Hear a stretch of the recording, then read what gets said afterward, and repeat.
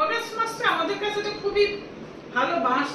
জন্মাষ্টমী আছে, 15ই অগাস্ট আসে, আমার জন্ম মাসও সেইখানে। আর তার মধ্যে পার্টিকুলারলি হচ্ছে মা চলে যাওয়ার পর তোমাদের বাড়িতে সামনেটা খুব আনন্দ পেলাম, খুবই আনন্দ পেলাম।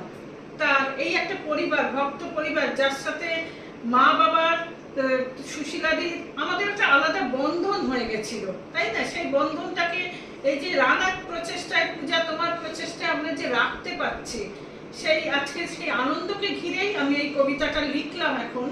যে তোমাদের বাড়িতে এসে আমরা করলাম খুব মজা, গান কবিতা শেষে তুমি রানা তুললে ঠাকুরের নামে ধ্বজা। আজকের দিনে এই আনন্দ থাকবে হয়ে স্মৃতি, মধুর সম্পর্ক দেখা না হলেও হয় না কোনোদিন ইতি।